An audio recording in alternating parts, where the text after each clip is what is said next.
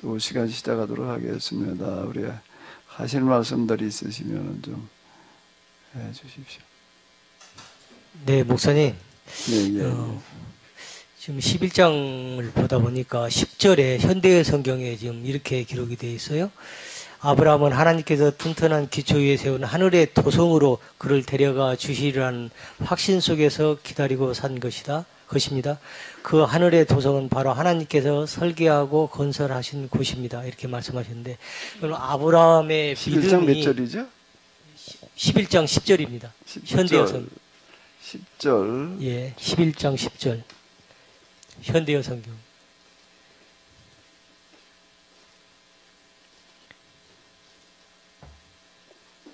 네, 예, 말씀하세요. 예. 그럼 아브라함은 물론 오전에 설교 시간에 말씀하셨던 것처럼 모든 세상 사람들이 골고루 서로 잘 살 수 있는 그런 이제 기대감에 기대로 하나님께 기도를 드렸고 그렇게 실천해 왔지만 또 한편으로 보면 10절 말씀을 보면은 또 내세 세상에 또 하나님의 도성을 또 이렇게 그 부분도 하나님께서 이렇게 준비하시고 또 그 내세라는 그 세상에 또 다시 있다는 것도 믿었던 그런 부분이 있었나요? 요 현대 성경의 번역이 이제 이게 이제 내세처럼 이렇게 느껴질 수가 있는데요. 요건 이제 현대 성경은 의역이라고 하는 거를 항상 우리가 염두에 둬야 되거든요. 문장에 또 단에 충실한 그런 거가 아니라는 그런 건데 의역이 좀 풀어서 이렇게 해놨어요. 그런데 이제 이 부분은 이제 이건 새 번역이에요. 개역 개정과 특히 새 번역, 공동 번역 이런 것들은 그 원문에 굉장히 충실한 번역이거든요. 그 같이 비교를 해서 이렇게 봐야 되는데 그는 하나님께서 설계하시고 세우실 튼튼한 기초를 가진 도시를 바랐던 것입니다.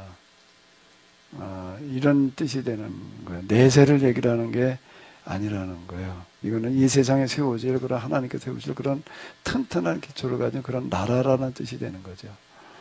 내세로 번역을 하게 되면 이거 아브라함은 하나님께서 튼튼한 기초에 세워진 하늘의 도성으로 이제 이렇게 그를 데려다 주시리라는 확신 속에서 상부에 우러나 가지고 이렇게 내세를 얘기한 것처럼 보일 수 있거든요. 근데 지금 이제 개정이나 새 번역을 보게 되면 그게 아니에요. 내세라는 의미가 포함되어져 있는 게 아니라고요.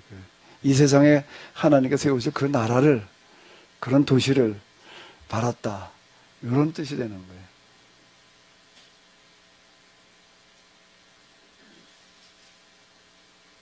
거예요. 현대 성경이 어떤 부분에서는 우리에게 참 도움될 수 있는 번역으로 이렇게 번역되어진 부분들도 있지만은 있다 그러면요 또 아닌 구절들도 있어요. 그래서 그건 좀 우리가 감안해서 읽어야 돼요. 그 부분은요.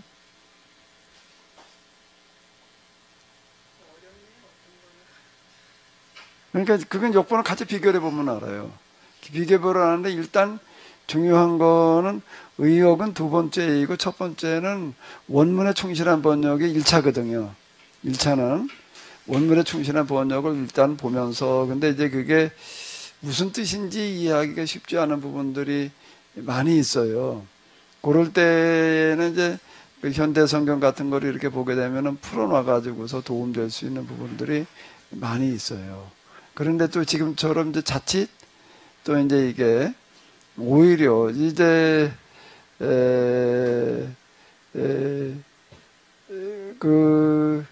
이 사람들이 번역하는 사람들의 그들의 이해가 반영되어져서 이렇게 하다가 보니까 지금 우리가 해석해 나가려고 하는 거고 안 맞는 부분들도 꽤 있어요.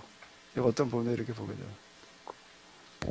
그럼 그 성경 말씀이 대부분 보면은 이제 교회마다 이제 각자 개역 성경 또 이제 저는 이제 이 새 번역도 이제 여기 둔대교회에 등록해서 이렇게 보기 시작했고 근데 주로 보면 개역 성경은 굉장히 이게 이해하기가 쉽지 않았던 그런 이제 성경책인데 그래서 이제 개혁성경 그 밑에 보면은 그 주석을 달아놨거든요. 예. 주석 이제 보고 이제 그런 식으로 공부를 했는데 사실 뭐 어떤 교회든 간에 그 교회에서 정한 그 성경 그 한 권을 주로 이제 보면서 목사님께서 이제 설교를 하시기 때문에 그 성경 외에는 또 다른 성경책까지 이렇게 뭐 2권, 3권, 뭐 3번역, 현대 성경 이렇게 공부하기는 쉽지가 않은데 이제 그 한 권으로만 이게 듣기 때문에 이제 그 성경책을 주로 이제 많이 믿고 그렇게 보는 경우가 많습니다.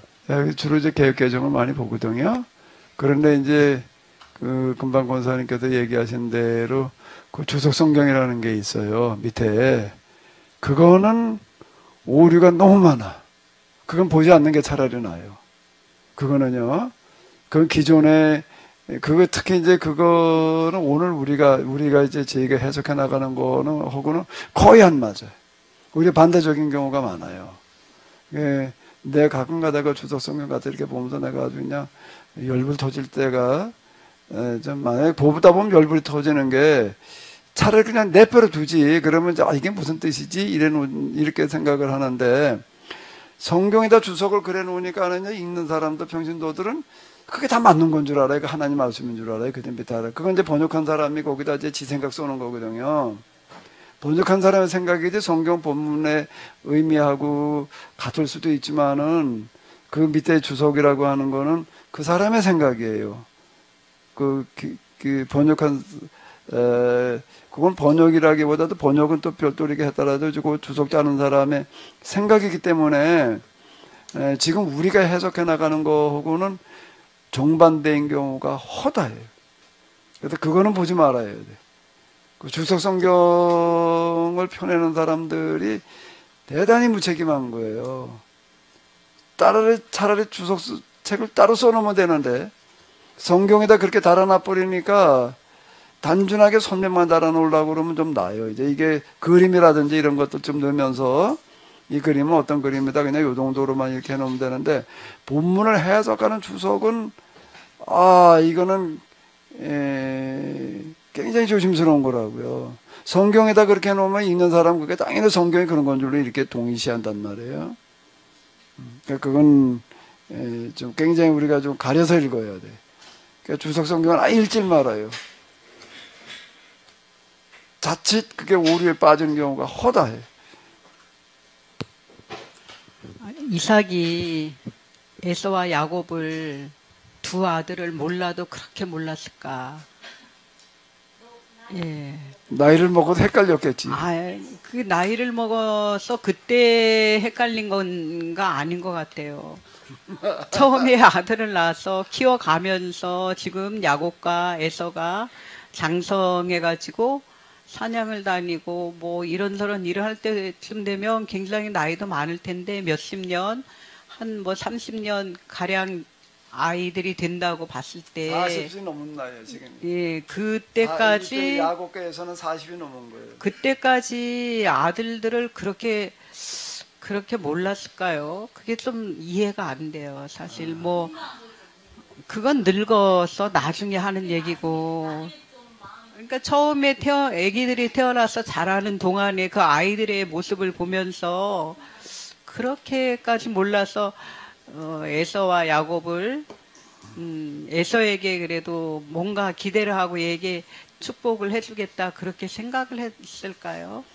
목회 상담학, 심리학을 이제 해가지고 공부하신 우리 신학교에서 교수님이 이제 한번 이제 이 본문을 가지고 이제 해석을 하는 경우가 있었는데 심리학적인 해석을 하는 거예요. 이삭과 리브가를 이렇게 보게 되면은 성향이 이삭은 여성적이고 리브가는 오히려 남성적이라고요. 그러니까 하란에서 이 가나안까지 시집을 오겠다고 그런 것 자체가 그 이제 아브라함이 보낸 종의 이야기를 듣고 우리 아브라함이 지금 아들을 낳았는데 지금 장가를 못 보내고 있다. 가나안 여자 가운데에서는 이 아브라함이 이제 취지를 얘기를 하는 거죠. 아브라함이 지금 이 시도하는 게 이러이러한 걸 하는 거다. 저기 땅에 하나님 나라 실현하는 이런 그런 이제 꿈을 가지고 그렇게 살아가려고 그러는데 그 꿈에 걸맞는 며느리감을 찾는데 가나안에는 없다. 가나안에 그 바알신에 그냥 다 찌들어가지고 그저 그냥 그 무당 푸닥거리라고 하는 거는 무당은 돈만 주면 저주의 굿도 다 한다고요. 그런 수준이기 때문에 여기에 지금 이삭을 백살에 이 뜻을 이어갈 여자를 찾는데 그 지금 여자가 없어서 여기까지 나를 보냈다 이렇게 얘기를 하는 거예요. 이제 그 말을 듣고 리브가는 선뜻 나서는 거예요. 내가 그는 가겠다 이러고 나오는 거예요. 불원천리를 가가지고서 어떤 삶을 살겠다라고 하는 건가 하게 되면은 모든 다른 복받게 하는 그런 삶을 살겠다. 이러고 그렇게 얘기를 하니까는 리브가는 야 그건 내가 결정할 일이 아니다. 우리 딸애들 의사를 물어봐야 될 노릇이지. 이렇게 얘기를 했단 말이에요. 근데 리브가라고 하는 여자를 이렇게 보게 되면은 아직 처녀인 나이인데도 불구하고 그 종이 이제 하란에 우물가에 도착을 해가지고서 도대체 이 중에서 아브라함이 이삭이 짜게 될 만한 여자를 찾아오라고 그러는데 이걸 어떻게 찾아와? 이게 난감하단 말이에요. 그러니까 일부러 어떻게 하는 거 우물가에 가가지고서 이제 목마른 나그네 행색을 하고 있는 거예요. 나그네 행색을 하고서 이제 뭐라고 기도를 했지요? 물길로 오는 이제 저녁 나달이 돼가지고서 물길로 들어오는 거예요. 물길로 좀 많은 젊은 여자들이 오는데 이 중에서 어떤 여자를 이렇게 봐가지고서 내가 목마르다 그러면 나한테 물을 줄 수 있는 여자. 그리고 나뿐만 아니라 누구 한테까지도 그 지금 낙타들 먼 길 와가지고 목말라 있단 말이에요. 다 목이 말라가지고 그러고 있단 말이에요. 목말라 있는 나그네, 목말라 있는 짐승을 보고서 지금 이제 이게 물 한 동이를 기른다는 건 거기서 굉장히 힘들어요. 옛날에 우리 데레바군 모두 그거 쉽지 않았는데 그거하고는 그거 10배, 20배, 10배 정도가 아니야, 아마. 수십 배 힘들어, 거기는. 진짜 힘들어. 이게 물을 이렇게 들어 올린다는 건 어렵고요. 위에다가 이제 다 이게 도리를 달아가지고 이렇게 땡겨가지고서나 기를 수 있는 거지. 이구리 모양으로 이렇게 들을 수 있는 데가 이렇게 안 있는 거예요. 자기 저녁거리 물 길어가기도 지금 버거운 거예요. 굉장히 힘든 작업이라고요. 그런데 이렇게 또 물을 길어가지고 이렇게 보고도 지친 나그네가 앉아있는데 목말라 있으니까 나그네가 물가에 왔다가 물 퍼먹을 방법이 없단 말이에요. 두루박이 없으니까. 당연히 거기 앉아있는 게도 목마르니까 난 물 좀 주시오. 그 얘기라는 말이에요. 근데 그냥 물 먹으라고 갖다 줄 수 있는 여자. 근데 이게 또 낙타들이 물을 보니까 어떡할까? 그러니까 환장하고 덤비려고 그러지. 그러니까 그 다음에 어떻게 하는 거예요? 낙타들한테도 물을 떠다 줄 수 있는 여자. 근데 낙타를 한 마리만 끌고 온 게 아니라 여러 마리를 끌고 왔어요. 사람은 이런 대접으로 하나, 아마 목말랐다라고 하더라도 냉면 그릇 하나 이상으로 먹기가 어려울 거예요. 낙타는 얼마나 마실까? 낙타에다가 물을 갖다 준다는 거는요, 난 낙타는 물 먹는 건 어떻게 먹는지 모르는데, 젖소가, 암소가 새끼 날라고 그러면서 그냥 힘들어하니까 도움을 떠다주는 거 먹는 걸 이렇게 봤는데요. 빨간 밖에서 한 바퀴 이렇게 떠다주면은 쭉 빨면 다 들어가. 한 번 빠니까 한 바퀴가 들어가더라고요. 그러니까 또 한 바퀴가 쭉 빨면 또 들어가고. 이걸 한 3번쯤, 3-4번 갖다 주더라고요. 그럼 쭉 빠니까 한 번 쭉 빨면 근데 다 들어가는 거지. 2번 빨 것도 없더라고요. 야, 그 왜 그 큰 놈을 소라고 그랬지? 대라고 그래야지. 왜 적다고 그랬는지 모르겠어. 아니, 그렇게 낙타는 지금 먼 길을 걸어왔으니까 이거보다 더 먹으면 더 먹었지 덜 먹는 게 아닐 거예요. 이걸 목마른 낙타한테다 물을 떠다 준다는 거는 그건 누구도 안 하려고 그럴 일이야. 그런데 이렇게 기도를 하는 게 기꺼이 나한테도 그렇고 이 낙타들한테 물 떠다 주는 여자이면은 하나님께서 정해주신 여자인 줄 알겠습니다. 그건 왜 그런가 하게 되면 지금 아브라함이 그렇게 살려고 그런다는 거예요. 그러니까 그렇게 할 여자가 아니면은 이 집에 가서는 살 수가 없다는 얘기예요. 지금 종이가 굉장히 지혜로운 종인 거예요. 그렇게 할 수 있는 여자면은 이게 근데 그런 여자 가나안에 찾으니까 없는 거예요. 이게 지금. 근데 그런 여자가 하나 있었어. 그게 누구지요? 리브가. 그러니까 그걸 지켜보고 있다가 아이가 하나님께서 참 정해놓으신 여자다. 그건 무슨 얘기가 되는가 하면 참 이 정도 여자라 이걸 데리고 갈 텐데 그래야 이제 가서 이제 이게 우리 아브라함의 며느리감으로 그래도 아브라함이 보고서 이게도 됐다 이렇게 눈에 찰 텐데 근데 다 그냥 집을 길이나 걸어가지 누가 그걸 길어줘. 근데 그런 여자가 하나인데 그게 리브가야. 그리고 이 종이 굉장히 지혜로워요. 그 이제 이 여자 마음을 사야 될 거 아니야. 그래서 어떻게 하는 거죠? 어떻게 나가요? 보물공세로 나갔다고. 보물공세로 나갔어요. 준비해가지고 있다 그냥 여기다 팔에서 갖다 하나 큼지막한 걸 채워주는 거야. 귀걸이도 하나 갖다 그냥 좀 요만한 거 말고. 어떻게 데려가야 될 여자 아니야. 이만한 걸 갖다 또 하나 걸어주고, 또 코골이도 갖다 걸어주고, 담요라고 고맙다고 이렇게 주었어요. 그러니까 이제 놀랄 일이지, 이게. 그러니까 집에 가가지고, 그걸 가져오니까 놀랄 거 아니야. 물길러 갔다가 그냥 뭐 한참 있다가 와가지고서는 뭐 그냥 팔찌에다가 귀걸이에다가 뭐 코골이에다가 그냥, 이게 뭐가 어떻게 된 거냐. 이러. 그럼 나그네면은 어디 오골대가 없는 사람인 것 같은데 여기 와서 그러면 자고 가라고 그래라. 가서 데리고 와라. 여차저차도 들어보니까는 자기 이제 그러니까 어떻게 되는 거지? 루벤이 아브라함하고 어떻게 되는 거야? 데라 가까운 매천 관계가 되는 건가? 뭐 그런 가까운 관계라고요. 그래서 뭐 하나님께 인도해 주셨다. 그래서 어쨌든 내가 이러해서 이삭의 아브라함의 며느리감을 구하러 왔는데 지금 리브가 정도 되는 여자를 찾는다. 정말 그렇게 헌신적으로 남을 위해서 살려고 하는 그런 사람을 찾는데 가나안에는 아무리 찾아도 그런 여자가 없어서 여기까지 왔다. 당신 딸이 제일 적임이다. 이렇게 얘기를 하는 거예요. 그러니까 데라가 뭐라고 그러는 거예요? 리브가 데라야? 맞나? 데라 리브가의 아버지가 누구야? 갑자기 그냥 이름이 왔다 갔다 하네. 라반이었나? 라반이 그거는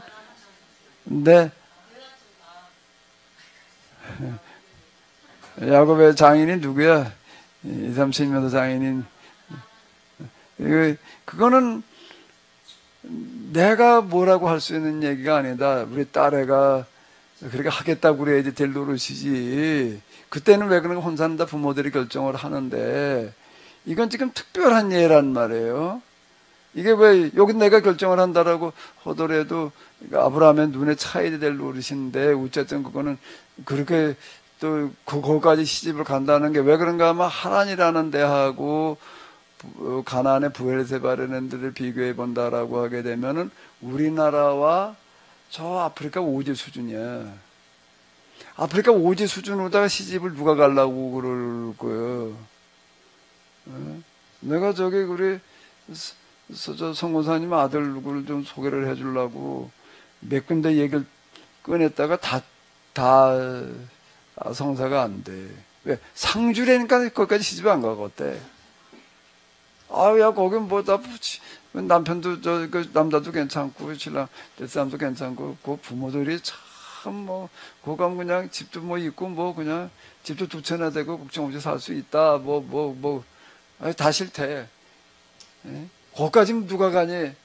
이렇게 얘기를 하는 거야. 몇 사람 얘기 꺼냈다가 다 안 되더라고. 상주라는 것 때문에 안 되는 거야. 근데 여기서 상주도 아니고 여기서 아프리카 어디로 가야 된다고 그러면 가려고 그럴 거예요? 없지, 이게. 근데 리브가는 어떻게 하는 거예요? 가겠다고 그러는 거예요. 선택 가겠다고 그러는 거예요. 그런 삶을, 그런 이타적인 삶을 사는 그런 사람을 찾는 데라면 내가 가겠다. 이러고 나오는 거예요. 그러니까 이 리브가는 굉장히 모험심이 강하고 남성적인 성격인 여자예요. 조용하고 착하고 그냥 수줍기만 해가지고서는 낯선 나그네한테 물 퍼다 주겠다고 그러는 것도 어렵고 저 낙타에다가 물 길어 주겠다고 달라붙을 수가 없어요. 그 반면에 이삭은 가만히 이렇게 보게 되면 굉장히 여성적인 부분이 강하다고요. 그러면 어떤가라고 하게 되면 아들을 낳았는데 큰 아들은 누굴 잘 만나면 엄마 닮은 거예요. 엄마 성격을 닮아가지고 사냥을 좋아하고 남성적인 거 이렇다고요. 근데 야곱은 누굴 닮은 거예요? 아버지를 닮아가지고 조용한 거예요. 팥죽이나 쓰고 있는 거예요. 이제 예서는 가서 사냥하고 돌아오는데 집에 와 보니까 야곱은 뭔 냄새가 나서 가보니까 복에서 팥죽을 쓰고 있단 말이에요. 그러니까 여성적이라는 얘기거든요. 그러면은 이삭은 두 아들 중에도 누구를 좋아하게 되면은 자기가 그 소심하고 여성적이기 때문에 그 사람은 항상 마음속에 컴플렉스가 있는 거예요. 왜 활달한 사람들 보게 되면 그냥 자기 그게 안 되거든. 근데 아들이 그런 애가 하나 있단 말이야. 그러니까 성격이나 심리적으로 보게 되면 이삭은 야곱을 좋아하게 돼 있고 또 남성적이고 이런 또 리브가는 야곱을 좋아하게 돼 있다는 거예요. 그렇게 해석을 하더라고. 근데 실제로 우리가 사는 거를 이렇게 보게 되면 내외 가운데서요, 어떤 집들 이렇게 있다고 보게 되면 남자는 면사무소에 가서 무슨 호적등본 하나도 못 데려가. 여자가 다 가는 사람이 있어요.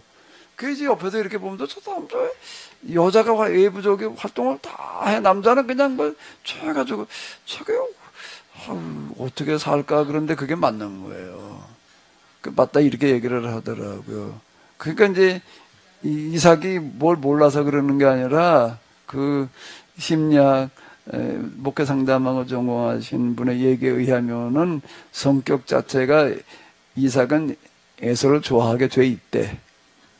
그러니까 뭐 성격으로 좋아하고 뭐 그 정도 수준에서 자기 후계자로 삼는다든가 하나님의 뜻을 이 땅에 실현해 나갈 그 후손으로 축복해 줄 대상을 자기 성격과 다르게 활달하고 뭐 그랬다고 해서 에서를 축복하려고 했을 것 같지는 조금 아는데 어쨌든 좀 그 부분이 이해가 안 되고 조금. 그러니까 판단이 리브가가 옳았던 거예요.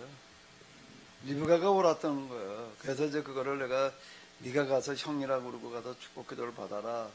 리브가가 선택한 게 옳은 거예요. 뭘 뺏으려고 그런 것도 아니고 쏘기려고 그러는 것도 아니고 그 이삭이 할 수 있는 실수를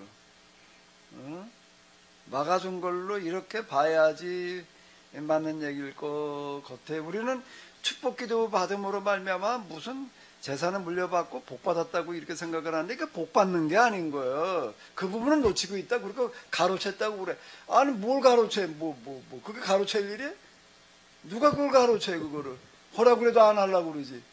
그러니까 그걸 우리가 이 상황 이해가 잘못되어 있는 거야. 우리가 성경 해석할 때 상황이 축복이라는 단어만 하나 듣고서 그냥 뭐 재산을 남겨주나 보다 이렇게 생각을 하고 이렇게 살짝 돌아온 거는 아무것도 없는 거라고 지금. 근데 그게 뭐 가로챈 거야 그게? 그러면 야곱이 축복권 받으려고 했을 때 야곱은 이미 그 축복이라는 의미가 골고루 잘 살게 하는 거기에 그 의미를 알고 있었다고 봐요. 그게 계속 이제 이삭과 리브가 가르치는 거니까 그 집에 가훈이야. 가훈. 아브라함, 이삭, 야곱은 계속 그걸 가지고 얘기를 하는데 받아들이는 자식이 있고 안 받아들이는 자식이 있는 거예요. 그거는 그렇게 이해를 해야지 이게 사실에 가까운 거라고. 이게 뭐가 더 이상해? 그러니까 이삭과 리브가가 계속 에서와 야곱에게 가르쳤는데 받아들이는 자식이 있고 안 받아들이는 자식이 있는 것을 이삭도 알 거 아니에요. 이삭도 그러면 그래도 에서보다 야곱이 좀 더 받아들이는 쪽이구나. 그거를 그렇게 몰랐을까요? 난 자꾸 이삭이 왜 에서에게 축복을 해주려고 했는지 부분이 이해가 안 돼서. 거기 나오고 있잖아. 거기 맨날 갔다가 그냥 사냥해가지고 와가지고 너 별로 맨날 가지고 오니까 이제 그게 좋았던 것 같아 이제. 나이도 먹었고 이제 그러니까 이제 나와 있는 것 자체가 그렇잖아요. 그러니까 우리가 이제 성경을 읽을 때에 그런 재구성을 한 실제가 어떻게 전개되고 있는가를 좀 생각하면서 읽어야 될 것 같아요. 그거 없이 그냥 읽어놓으니까는 야곱이 뭘 흉했거든 가로챈 거 뭐냐고 이렇게 이해를 해버린다고. 근데 가로챈 게 아무것도 없는 거예요. 돌아온 건 고생바가지만 돌아왔지. 그리고 아버지의 유산이라는 건 다 예서한테 돌아간 거지. 그 터전 하나 마련한다는 게 옛날에는 굉장히 어려운 거예요. 요즘으로 얘기를 하면 어제 땅 한 다리 차지한다는 건데 그걸 어디 가도 차지해. 이제 아브라함이 거기까지 가나안에 와가지고서 자리 잡을 데가 없어가지고 겨우 부엘세바에 가가지고서 이제 그러고 있었고, 거기에서도 아브라함은 아직 터전이 확실하지가 않은 게 이삭에 물려받았지만은 계속 주변 사람들이 와서 그러면 터전 내주잖아요. 내주고 또 가고 또 가고 또 밀려가고 또 밀려가고 또 밀려가고 그러다가 이제 겨우 우물을 파고 그러고서 이제 주변 사람들하고 이제 계약을 맺어가지고서 이제 자기 터전을 확고하게 만들어 놓는다고요. 그게 이제 이삭 때에 와가지고 가능했던 건데, 근데 그 자리를 하나 얻는다는 거는 굉장히 어디 가서 얻어. 이미 다른 부족들이 다 차지하고 있는데 가서 그 부족을 몰아내고 차지하기 이전에는 빈 땅이라는 거 이미 없는 거예요. 없는 그걸 물려받는다는 거는 굉장한 걸 물려받는 거. 그거는 에서가 물려받았지 야곱이 물려받은 게 아니라고. 그러니까 축복기도 받아가지고 야곱에게 돌아온 거 사실 아무것도 없어. 고생바가지만 돌아왔지. 이게 사실이라고 이거요.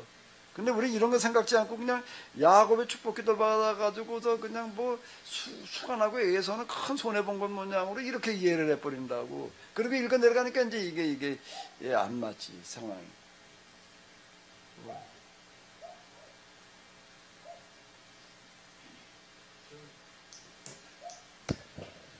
저는 계속 궁금한 게요. 그 축복이 뭐예요? 축복이 뭐냐? 예. 여기 지금 아브라함이 이삭에게 축복해주고 이삭이 야곱에게 축복해주고 야곱이 에브라임에게 축복해주는 것을 보게 되면은 성경에서 얘기하는 축복은 내가 하나님부터 뭘 받는 것을 말하는 게 아니라 내가 가가지고도 죽도록 고생하면서 열심히 노력해가지고 다른 사람 잘 살게 해주는 게 축복이야. 결국에 그러면 축복을 받은 사람은 자기가 행복한 게 아니라 남 행복을 위해서 사는 거예요. 그걸 그 사람 행복으로 느끼는 거예요.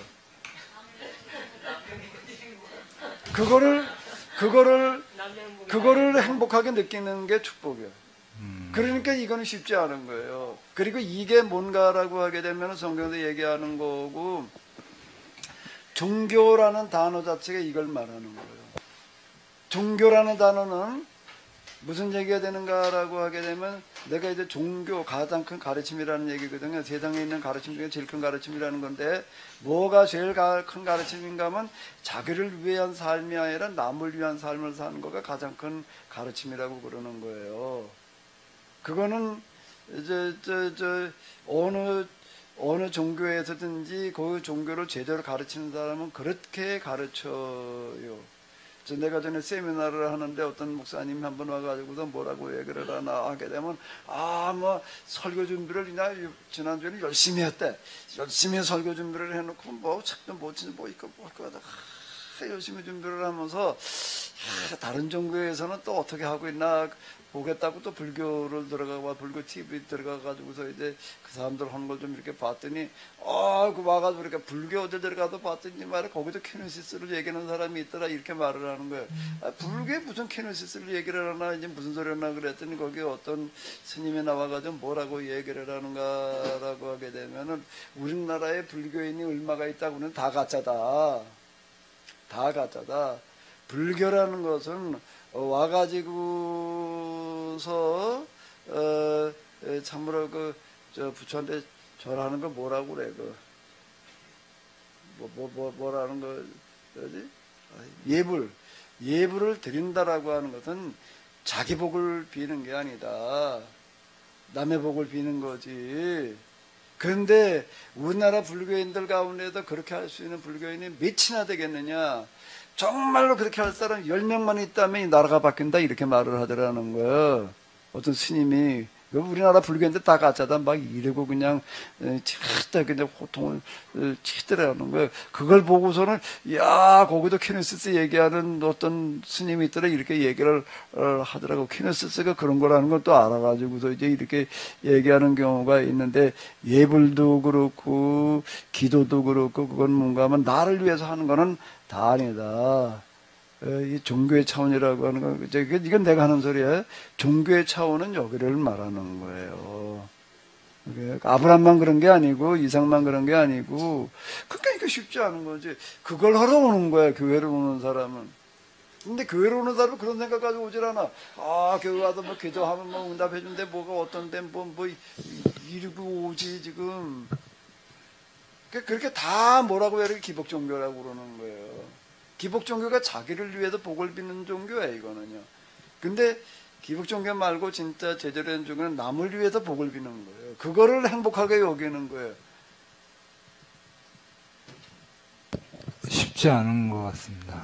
쉽지 않죠. 그런 지금 종교지 가장 큰 가르침이지. 쉽지는 않죠, 당연히. 그 몇이나 될까요? 그렇게 사시는 분이?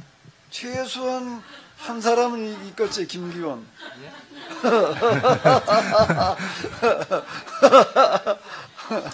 여기 앉아있는 사람 최소한 한 사람 있을 거 아니야. 김기원은 그럴 거 아니야. 해롭게는 안 합니다, 남을. 해롭게는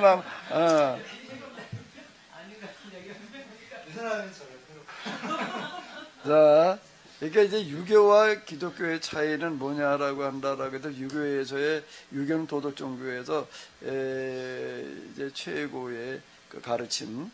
그게 이제 뭔가 하면 네가 하기 싫은 걸 남에게 시키지 마라. 그거보다 더 큰 가르침이 유교에는 없어요. 그게 최고야. 내가 하기 싫은 걸 남한테도 하라고 그러지 마라. 근데 성경에서 뭐라고 얘기를 하지요? 내가 대접받고 싶은 대로 대접해. 이게 얘기가 달라. 그러니까 그건 윤리와 도덕의 차원에서는 너 하기 싫은 걸 남한테 하라고 그러지 말아요. 근데 기독교는 도덕이 아니에요. 윤리가 아니에요. 종교예요. 종교 차원에서는 뭐라고 그러는가 하면 네가 대접받고 싶은 대로 남도 대접해 줘라. 그것이 율법이요 선지자니라. 그러니까 도덕의 차이와 도덕의 차원과 종교의 차원은 달라.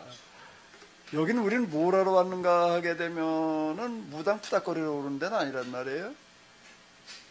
근데 우리 교회는 다 푸닥거리 수준이에요. 무당 종교 수준이에요. 종교 수준이 아니야. 예? 남이 어떻게 되거나 말거나 그냥 뭐 기도해가지고 응답받겠다고 그냥 그러는 것 자체가 이제 자기중심이란 말이에요. 근데 종교의 차원은 그게 아니에요. 네가 대접받고 싶은 대로 대접해 주어라. 여기 차원이에요. 내가 여길 왜 왔는지를, 여기가 뭐 하는 데인지를 몰라. 최소한 김기현 집사님은 알 거 아니야. 아버지가 목사님이었으니까. 우리 아버지는 목사 아니었어요.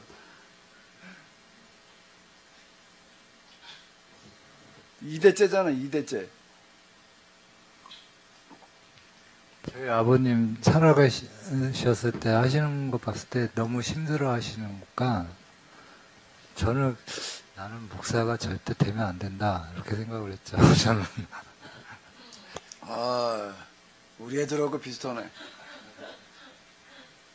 에서하고 야곱이요. 에서도 좀 신앙이 있지 않았나요? 그러면? 뭐 하나님 나라는데 그거에 대해서 이해를 못한 거네요. 아니, 신앙이 있긴 있지. 있긴 있는데, 네. 어떤 신앙이냐가 문제지. 오늘 우리가 가지고 있는 신앙하고 비스름한 거예요. 에서도 그러면 그 축복이라는 개념을 몰랐다는 얘기네요. 자기식의 축복이지. 자기식의 축복이에요. 축복의 개념이 다른 거지. 내가 잘 되는 걸 축복이라고 생각하는 거고, 야곱은 남을 복되게 하는 걸 축복이라고 그러는 거고.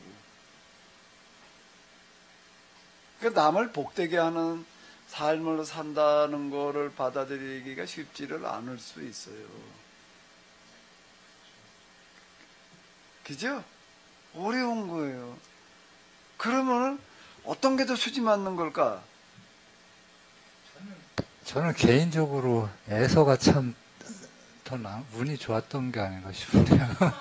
운이 좋기는 지가 선택한 거지 무슨 운이야 그건 뭐. 지가 그 현실에 저기 이제 만약에 살아간다고 하면은 야곱처럼 23년 그런 21년 그런 삶을 산다는 게 너무 힘드니까 그럴 수도 있겠죠. 자, 근데 여기 지금 이제 이렇게 봐봐요. 히브리서에 이렇게 아까 이렇게 봤었는데 이제 이삭이 야곱이 복을 빌어주는 그런 기도 내용을 보게 되면은 일단 이삭이 복 빌어주는 내용을 한번 이제 우리가 이렇게 보자고요.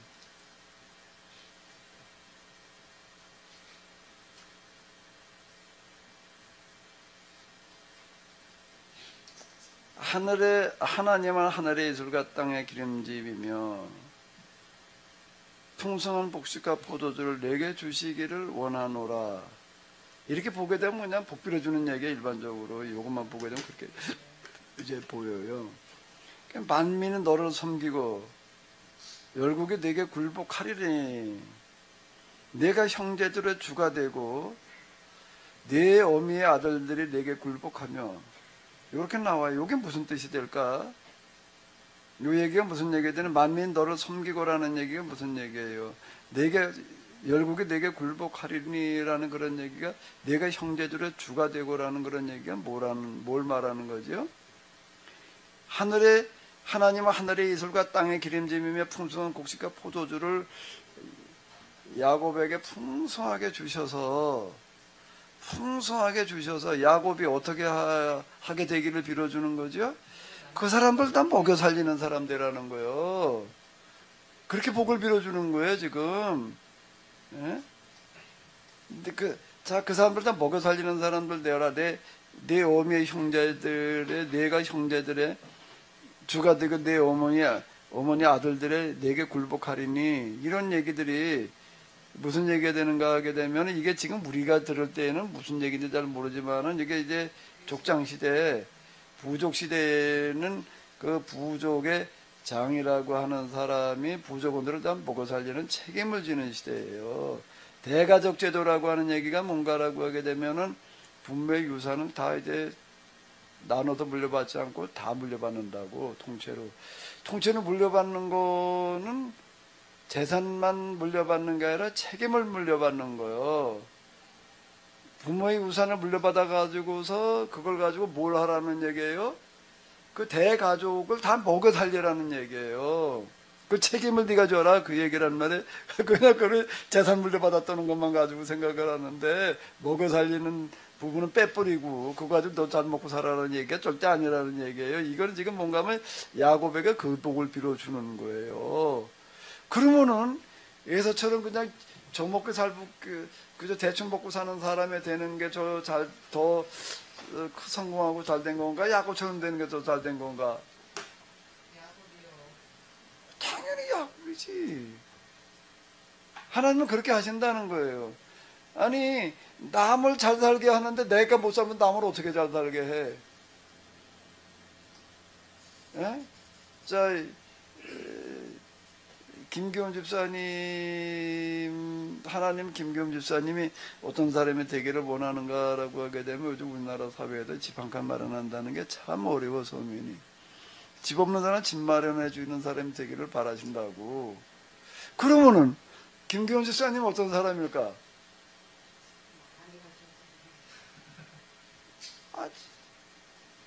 집을 수십 대 수백 채를 가지고 있어야지 집 없는 사람 해결해 줄 거 아니야. 집도 없으면 집 한 칸 없으면 남의 집 문제를 어떻게 해결을 해줘.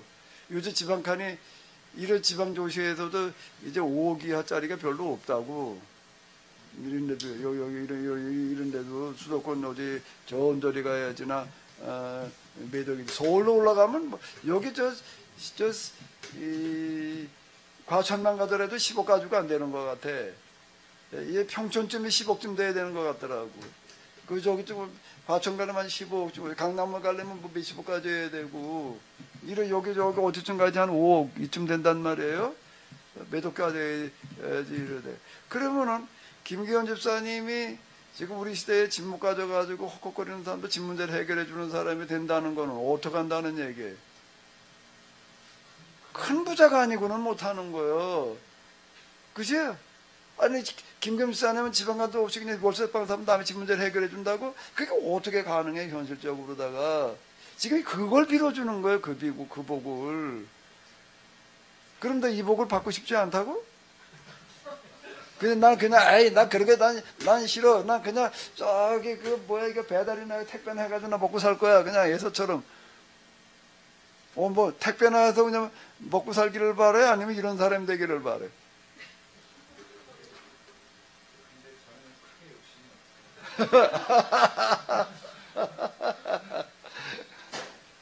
고 집사님 남편이 어떻게 되길 바래?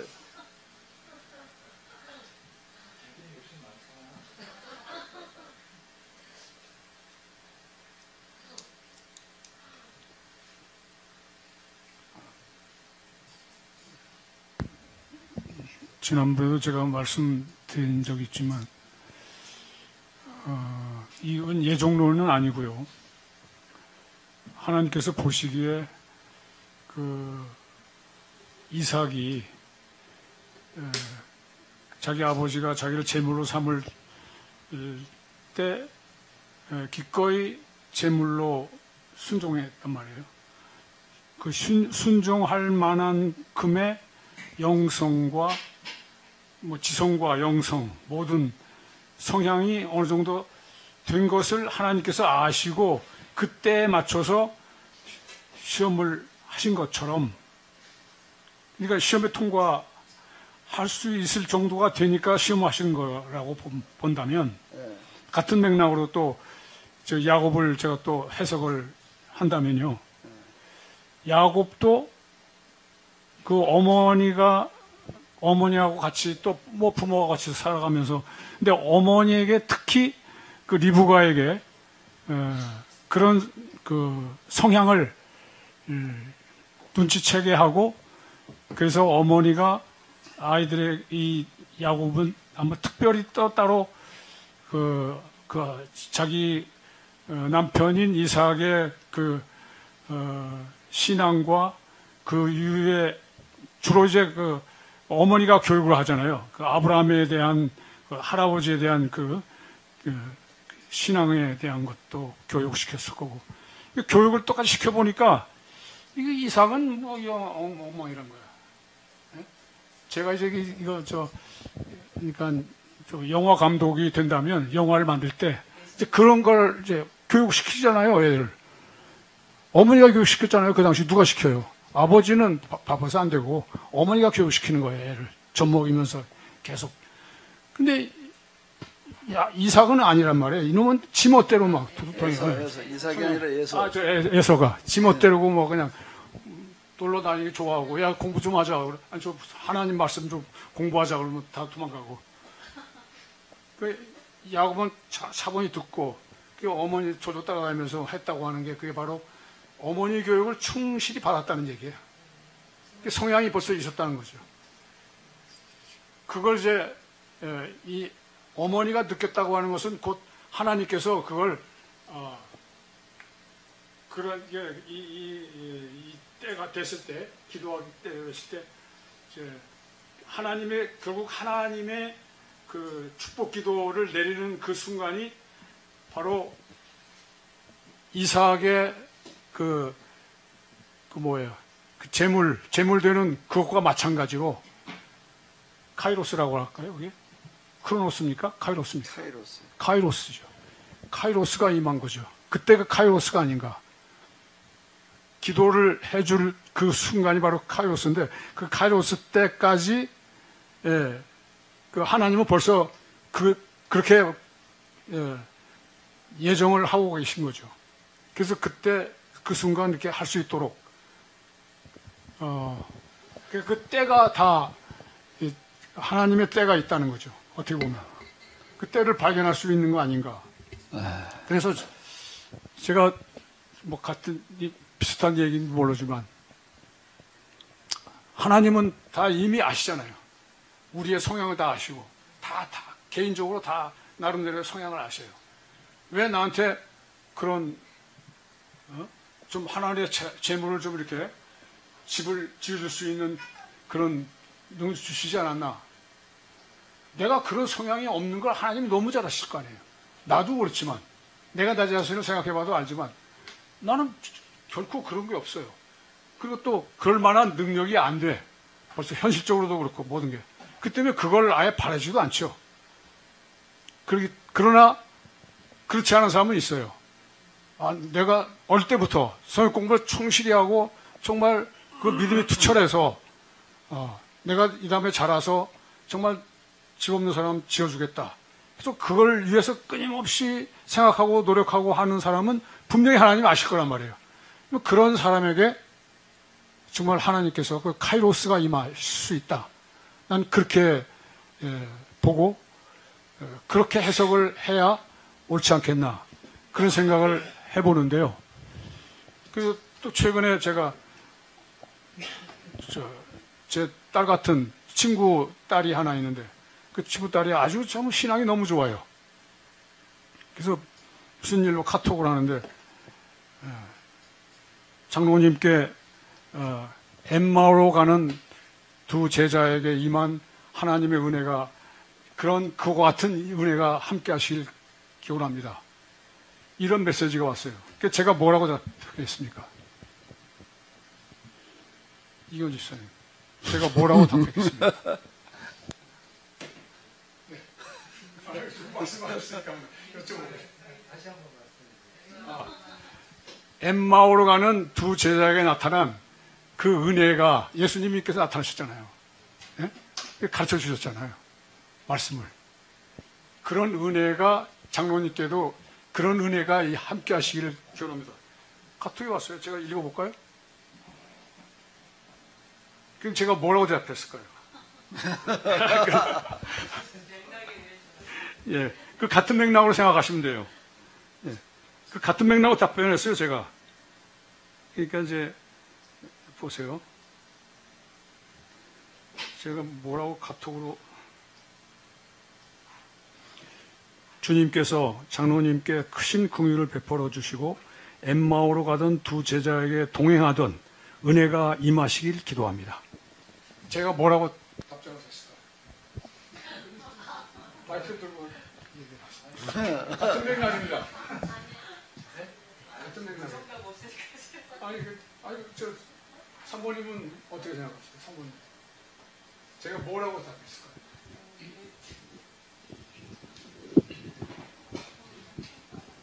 같은 맥락으로 생각해 주세요. 내가 그럴 하나님의 은혜를 받을 만한 자가 되어 있다면 하나님께서 그런 은혜를 베푸실 것입니다. 네, 맞습니다.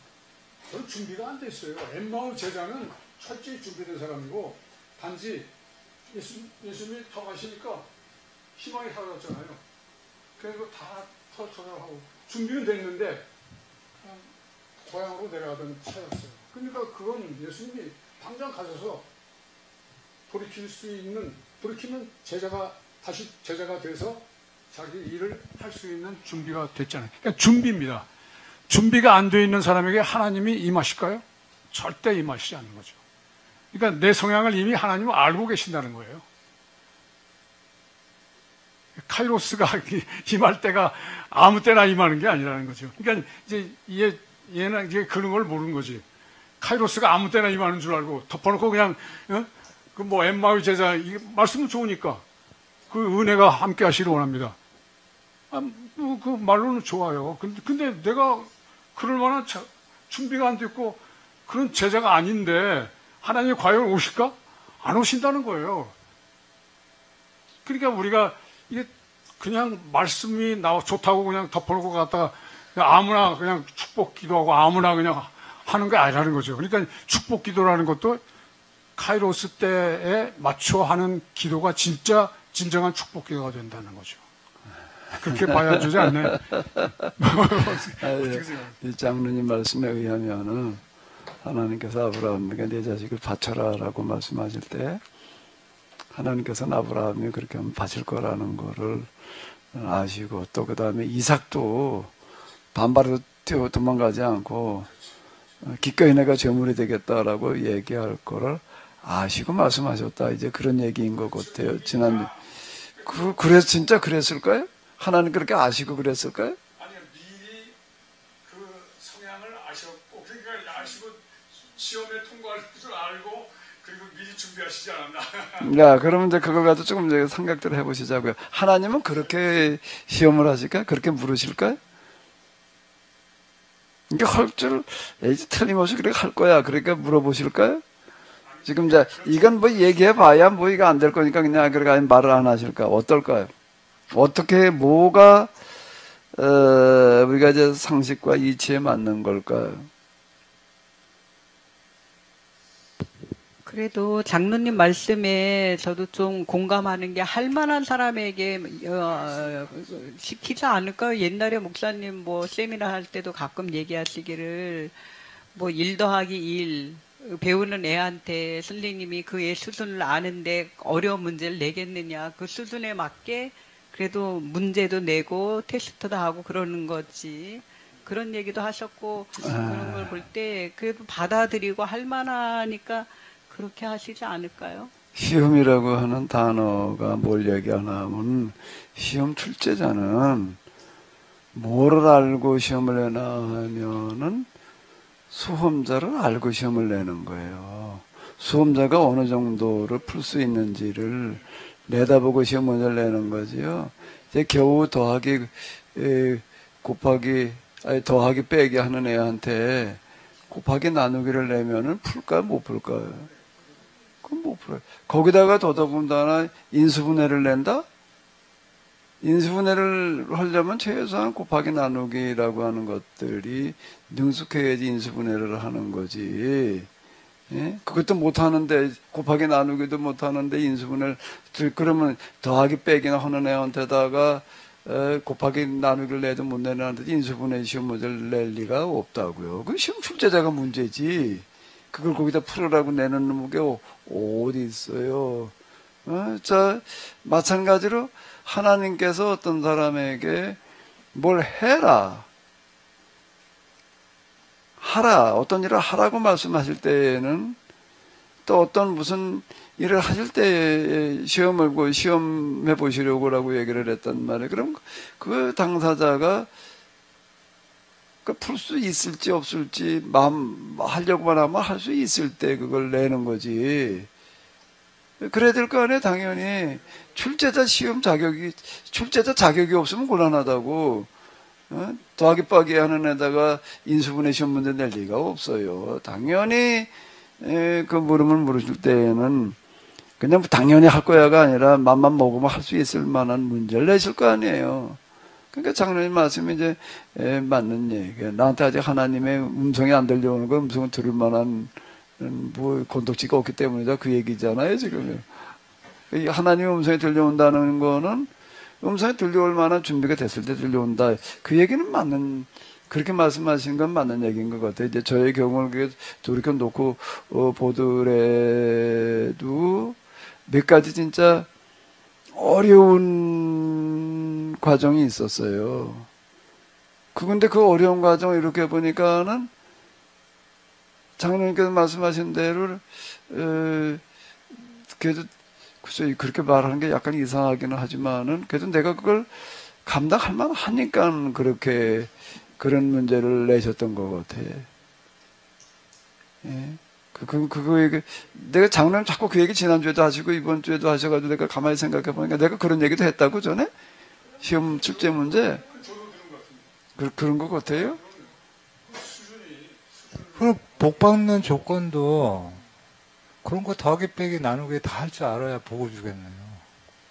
그 사람이 그런 거 할 만한 수준이라고 할 때 그 얘기를 하시지, 당연히. 그 수준이 아닌, 어디, 조부터 불러다 놓고 뭐라고 떠들어봐야 소용이 없는 얘기라고, 이게요. 남 등이나 처먹으려고 그러는 사람들 갖다 놓고서 뭐라고 살아라고 그렇게 얘기를 해봐야 이게 안 통하는 이야기. 이거든요. 그러니까 이제 그게 가만히 있자. 나 그걸 나한테 적용해가지고는 별로 생각을 안 해봤는데, 장로님 자꾸 얘기를 하시니까, 가만히, 그럼 나한테도 하나님의 가슴이, 성경에 가슴이 뜨거워지고, 하나님의 음성이, 그 시험에 몇 가지가 있었거든. 그런 것들, 그럼 내가 그런 시험을 볼 만한, 수준이 되어서 그 시험이 주어졌다? 근데 그걸 내가 인정하기는 어려워. 내가 남한테 그렇게 말하겠는데, 내가 그때 그런 수준이 되어져서 그래서 그런 음성이 들려갖고 이렇게 말하는 거는 그건 어렵더라고. 난 그렇게 생각해 본 적이 없어서. 나한테다가는 그렇게 말하기가 어려워. 나는 어림도 없지 내가 무슨 준비가 돼 있어도 이렇게 생각이 들지.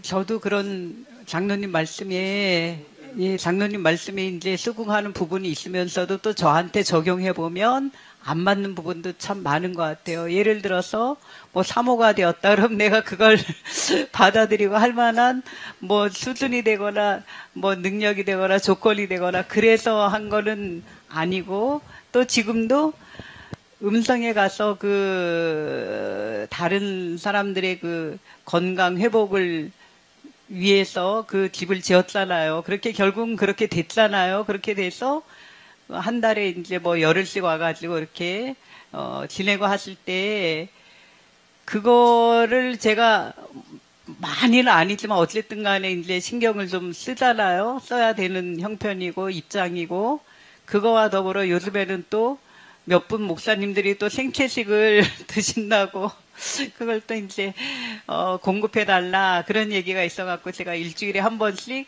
그걸 만들게 되었어요. 근데 그런 거가 내가 그걸 할 만한 그 자질이 전혀 저는 아니거든요. 전혀 없어요. 전혀 아니고 맨날 이거는 정말 하나님께서 주시는 사명이고 남을 복되게 하는 이거야말로 정말 지금 말하는 그 축복이라는 개념에서 본다면 내가 축복받는 길인데 그걸 내가 그렇게 인식하고 그걸 믿음으로 받아들이는 데까지는 믿음이 없는 거예요. 이거는 남을 복되게 하는 정말 그런 축복받는 그 길이다. 그렇게 내가 받아들이고 감사함으로 기쁨으로 참 남을 복되게 하는 이 귀한 일에 내가 쓰임받는다는 그 마음을 가지고 하면은 그게 나에게 축복이 되고 복이 되고 기쁨이 되는데 그럴 만큼의 아직 믿음이 안 돼서 그냥 그런 상태거든요. 이런 걸 볼 때 나는 준비가 안 됐고 아닌 것 같은데 이렇게 주어졌어요, 일이. 그럼 이거는 또 어떻게 받아들여야 될지. 그건 사모님이 그렇게 겸손하시게 생각하시고, 목사님도 같은 맥락의 말씀인 것 같아요. 본인 자신으로는 내가 자격이 없는데 그럴 만한 수준이 아니었다고 생각이 되는데, 그렇다고. 근데 객관적으로 다른 사람의 입장에서 보면 맞아요. 그 제가 생각하는 대로입니다. 아니 본인들은 그렇게 봅니다. 근데 저도 마찬가지예요. 저도 뭐 곡 쓴다고 이렇게 하는데요. 물론 뭐 개별적으로 뭐 이게 뭐 컴퓨터 음악이라든가 뭐 이런 부분도 다 어떻게 보면 준비가 됐다고 볼 수가 있겠죠. 다 그 익혀놨으니까. 그리고 뭐 그 전에도 뭐 곡도 쓰는 것도 많이 써봤고 했기 때문에. 그러나 이제 제가 여기 와서 또 그리고 뭐 여기 국악도 하고 뭐 이런 것도 이제 했지만 종합적으로 볼 때 그랬지만, 그러나 제가 어떻게 여기까지 와서 또 목사님의 그 가사를 가지고 적어도 지금 곡수를 보니까 아직 40곡은 안 되더라고요. 지금 38곡인가? 엄청 많죠? 막 것도 많은 것 같아. 나는 50곡쯤 될 줄 알았거든요. 근데 아직 40곡이 안 되더라고요. 지금 39곡인가 38곡인가. 그래서 지금 저는 한 50곡쯤 되면 이 곡집을 만들고 뭐 이렇게 하려고 이제 하고 있는 중인데 아직 안 돼서 지금 못하고 지금 미루고 있는 중입니다. 적어도 좀 몇 곡이 돼야 이렇게 책이 되지, 얇아가지고 되겠어요. 그래서 한 몇 곡이 더 작곡이 돼야 될 것 같아요. 책이 나오려면. 그렇게 생각해 주시고. 교수님 가사를 좀 만들어 놔야 되겠네. 진상 입산이 어디 갔어? 좀 몇 개 짓고. 어쨌든 저도 제 개인적으로 말하면 정말 자격이 없어요. 이 만들 만한. 이제 그런 걸 늘 느껴요. 그런데 어떻게 그냥 자연스럽게 일이 이루어지고 가는 거 보면 내 자신도 참 모르겠어요. 어떻게 이렇게 되나? 모르는 것 많이 느껴집니다. 근데 아마 여러분들이 보면 아마 다 준비됐을 거고 다 그렇게 보이죠?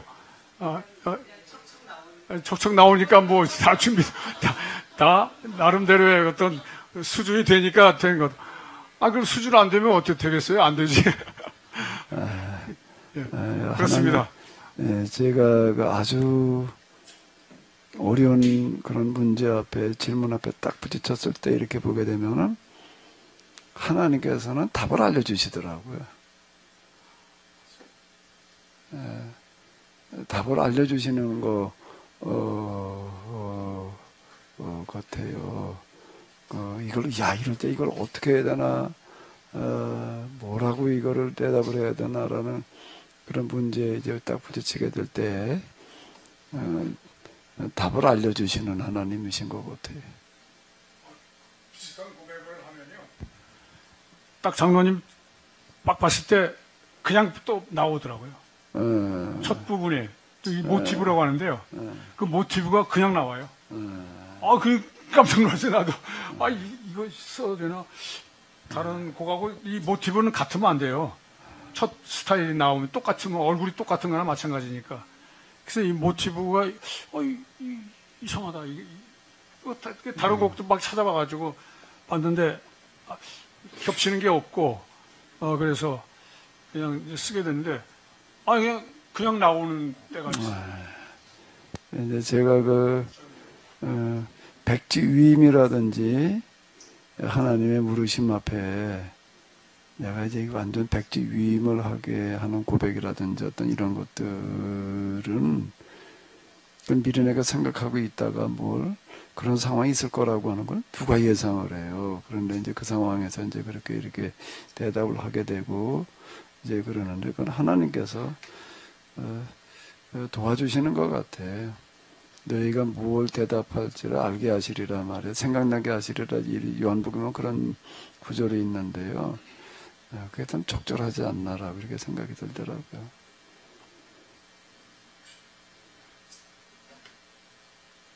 어떤 소명이 주어졌을 때요, 도저히 이건 내가 이제 할 수 있는 일이 아닌 거예요. 괜한 이제 펄쩍 뛰죠. 절대 아닙니다. 내가 어떻게 감히 이제 이렇게 된단 말이에요. 근데 그게 이제 계속 반복되는 거야. 난 절대 못합니다. 절대 안 됩니다. 내가 뭔데 이제 난 이러고 나간단 말이에요. 이제 그게 몇 번 반복되다 보게 되면 마음속에 무슨 생각이 드는가라고 하게 되면 이런 생각이 들어요. 지금 나에게 말씀하신 분이 딴 어떤 누구가 사람이 아니라 하나님이신데 하나님의 말씀을 내가 이렇게 계속 고역해도 되나, 이 생각이 드는 거예요. 계속 한 10번 정도 반복해서 이제 고역을 이제 내가 못한다고 이제 그런단 말이에요. 한 년 한번 반복되다 보니까 그런 생각이 한쪽에서 드는 거예요. 내가 과연 하나님의 말씀을 이렇게 계속 고역해도 되나? 당연히 안 되잖아요. 그러면 이제 어디에 부딪히냐면 고역할 수도 없어요. 그렇다고 한다고 할 수도 없어요. 이게 진퇴양난이에요. 이제 예스 그럴 수도 없고 노 그럴 수도 없고. 이제 이게 이제 진땀나. 이제 대답을 못 하는 거예요. 이걸 뭐라고 내가 대답을 해야 되나. 하나님께서는 질문을 하시고 대답을 기다리시고 계시는데 그게 이제 느껴지는 거예요. 그대로 느껴져요. 내가 뭐라고 그냥 아무 말 안 하고 있으면 안 돼. 그 묵비권이 통하는 데가 아니니까 예스라고 그러든 노라고 그러든 무슨 대답을 해야지 되는데, 근데 내가 하겠다고 할 수도 없어요. 처음에 못한다고 그러다가 한 년 한 번 그러다가 보니까 못한다고 그럴 수 있는 문제도 아니야. 세상에 하나님이신데 내가 하나님 앞에서 계속 그냥 하나님 말씀을 내가 그렇게 고용만 하고 있을 수도 없단 말이에요. 이제 이렇게 되니까 이제 식은땀이 나는 거예요. 이걸 어떻게 해야 되나. 뭐라고 그래? 근데 하나님께서 알게 하세요. 알게 하시는 그게 뭔가 하게 되면은 마리아의 대답이에요. 마리아가 수태고지를 듣고 나서 하는 그런 대답이 있잖아요. 주의 종이 오니 주의 뜻대로 되어지이다. 이 구절이 퍼뜩 생각이 나는 거예요. 이게 참, 이거 뭐라고 해야 되나? 이럴 때 어떻게 해야 되나? 그게 딱 생각이 나니까 내가 이제 할 말이 있는 거예요. 할 말이 뭔가라고 하게 되면은 똑같이 그렇게 얘기를 하는 거예요. 저는 이 말씀을 내가 하겠다고 내가 그럴 수가 없습니다. 그렇다고 또 하나님께서 계속 말씀하시는데 내가 못한다고 그럴 수도 없습니다. 저는 도무지 이거를 할 수 있는 자가 아닙니다. 단지 나는 하나님의 뜻이 이루어지기를 바랍니다. 이렇게 이제 대답을 하는 거예요. 그럼 하나님께서 그래 알았다 이게 아니라 그래 내가 내게 기대한 대답이 그거다예요. 네. 그렇게 대답하도록 인도하시는 것 같아요. 그건 내가 그걸 하는 게 아니야. 하나님은 답을 알려주신다. 할 말을 알려주신다는 이야기가 그 이야기예요. 지난번에 잠깐 얘기를 했지만 너는 그러면 이를 위해서 이제 네 생명을 내놓을 수 있느냐라고 할 때에 똑같은 또 문제 앞에 이제 부딪히는 거예요. 내놓겠다고 그럴 수도 없어요. 못한다고 그럴 수도 없어요. 왜 그런가 하면, 내가 무슨 감히 어떻게 죽어, 이 나이에 어쩌고 이것 때문이 아니라, 나 같은 놈이 무슨 감히 하나님 앞에 그것도 매일만 할 때 얘기지. 나 같은 놈이 무슨 하나님 앞에 생명을 내놓고 안 내놓고 이게 도대체가 이제, 나한테 적용 대상이 아니라고 느껴져가지고서, 하겠습니다, 못하겠습니다, 그럴 수 있는 문제가 아닌 거예요. 그래가지고 이것도 이제 진땀 나는 거예요. 이제, 그런데 하나님께서는 대답을 기다리고 계시는데, 뭐라고 대답을 해야 되나라고 할 때 이제 타블라라사라고 하는 거가 이건 이제 영성에서 이제 우리가 많이 얘기하는 어떤 이런 건데 이게 이제 생각이 나는 거예요. 저 같은 놈이 아무리 봐도 저는 하나님께 나 같은 놈이 필요하다고 제가 생각되어지지가 않습니다. 하나님께 내가 무슨 나 같은 놈이 아니 하나님한테 나 같은 놈이 무슨 도움이 돼? 짐만 됐지. 전혀 쓸모없는 없는 게 낫지. 나 같은 놈이 있어봐야 뭘 해? 내가 걸리적거리거나 하지. 그런데 네가 그 하나님의 일을 위해서 내 목숨을 내놓는다. 그건 제가 저 같은 놈의 목숨이 하나님께 나 같은 놈이 뭐가 하나님께 도움이 되고 필요하고 내 목숨이 거기에 무슨 도움이 되겠습니까? 그런데 하나님께서 그렇게 말씀하시는데 저는 만일에 저 같은 놈이 어디 좀 쓸모가 있으시다면은 하나님의 뜻대로 되어지기를 바랍니다. 이거 이상은 대답을 못하는 거예요. 그러면 하나님께서는 그래 내가 기대한 게 그거다. 꼭 요거예요. 그럼 저는 그 다음에 이제 백주임으로는 이제 조건을 다는 거예요. 만약에 제게 어떤 일이 주어진다라고 하나님으로부터 다른 누구가 아니라 하나님으로 주어진다면은 조건부입니다. 이건 네가 해라 이렇게 얘기를 하신다면은 나는 하지도 못할 뿐만 아니라 틀림없이 나는 실패합니다. 내가 너에게 함께해서 너로 하여금 이 일이 꼭 되도록 내가 책임지고 이끌어 주겠다. 이 조건에서입니다. 라고 그러고 백지위임을 이렇게 하는 어떤 이제 이런 건데요. 근데 이런 일련의 그 과정을 하나님께서는 나로 하여금 그렇게 대답하도록 도우시더라고요. 내가 한 게 아니에요. 돌이켜놓고 보니까는요, 내가 한 게 아니에요. 그렇게 대답할 수 있도록 이끌어 가시는 것 같아요. 그 사명을 주실 때에는 그 사명을 감당한 능력도 주신다는 얘기가 그런 얘기인 것 같아요. 시련을 주실 때는 피할 길도 주신다며. 한 길로 시련이 오게 되면 7길로 피할 길 주신다, 이런 얘기가 그 얘기더라고요.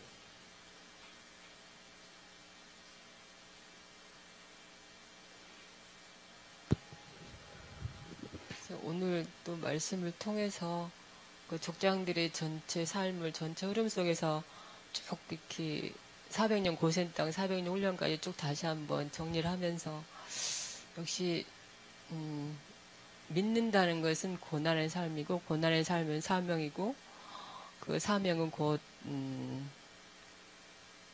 그게 가장 우리 믿는 자로서 그게 축복의 개념이군 하고 다시 한번 정리를 할 수 있는 그런 족장들의 삶을 전체 한번 흐름을 또 정리할 수 있어서 좋았고요. 제가 그 성경 통독을 이제 같이 모임에서 하잖아요. 근데 베드로후서 3장 중반에 보니까 목사님 맨날 목사님이 말씀하셨던 불타 없어질 게 아니다.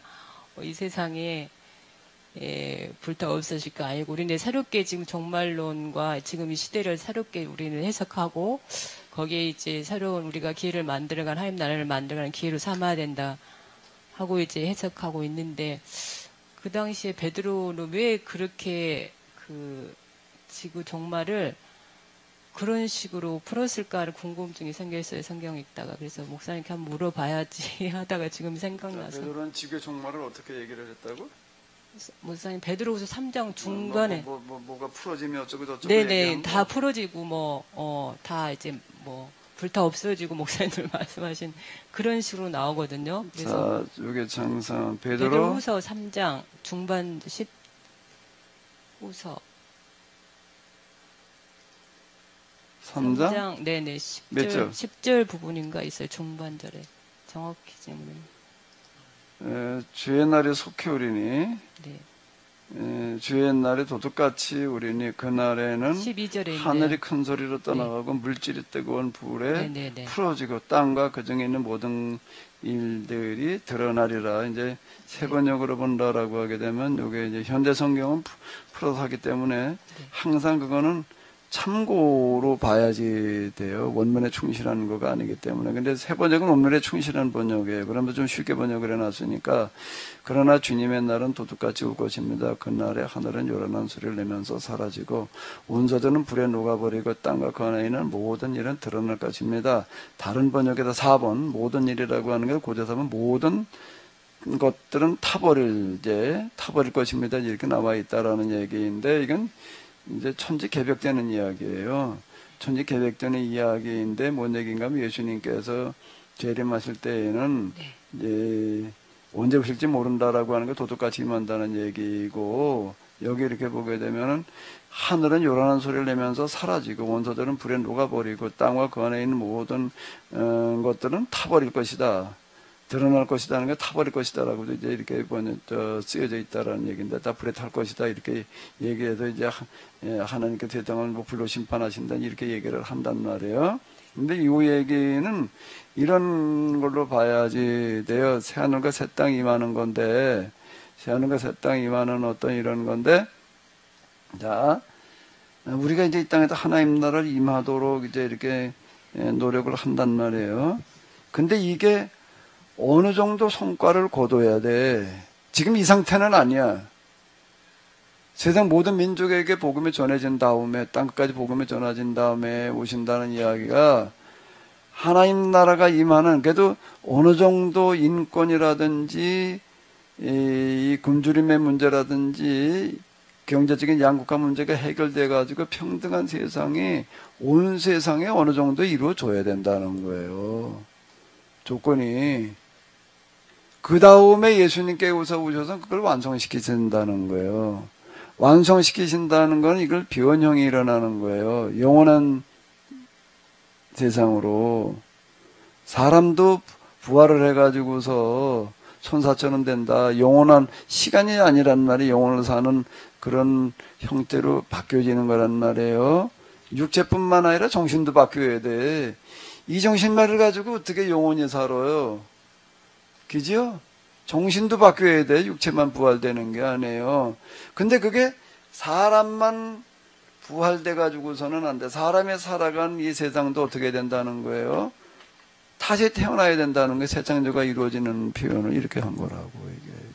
그렇게 봐야 되는 새 거예요. 하늘과 새 땅이 창조되어지는 모습. 네, 근데 그거는 그냥 지금 이런데 어느 날 오신다는 얘기가 아니라 이 세상 땅 끝까지 지금 아프리카에 저런 빈민들의 저런 문제가 해결된 다음의 얘기예요. 그게 이 상태에서는 아닌 거예요. 완성의 개념이기 때문에 지금 뭐가 있다고 완성이 돼? 지금 뭘 완성시켜? 지금 뭐 시작도 안 했는데 뭘 가지고 완성을 시켜? 더 나빠졌죠. 완성이라는 거는 다 돼 있다는 얘기인 거예요. 그래야지 완성이 되는 거지. 지금 우리가 또 성경 해석하는 어떤 이런 거라든지 이런 거리 이 땅에 하나님 나라가 임한다는 그런 개념도 없어 지금.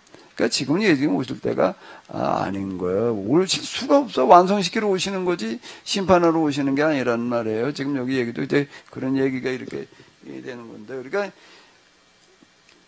이 땅 지구 전체에 골고루 잘 사는 그런 나라가 만들어진 다음 얘기예요. 그게 지금 우리가 해야 될 일이에요. 그럼 그게 어느 세월에 그게 가능할 거냐 말이야. 그게 2000년 동안 안 됐는데 그래 지금 뭐 이제 이 모양 이 꼴에 이게 지금 땅끝까지 일어나가지고서 저 난민들의 문제라든지 지금 뭐 러시아 우크라이나의 문제도 그렇지만은 난민들 뭐 어디 요즘 어디 난민이라던가 그리고 또 지금 아프리카 이런 데 그 내전들 그 못사는 나라들이 왜 이렇게 내전들을 맨날 일삼아가지고서 그냥 애들 답치다가 그냥 인신매매라는 거가 어마어마하다고요. 거기 이런 것들 이게 다 해결돼야 된다는 거예요.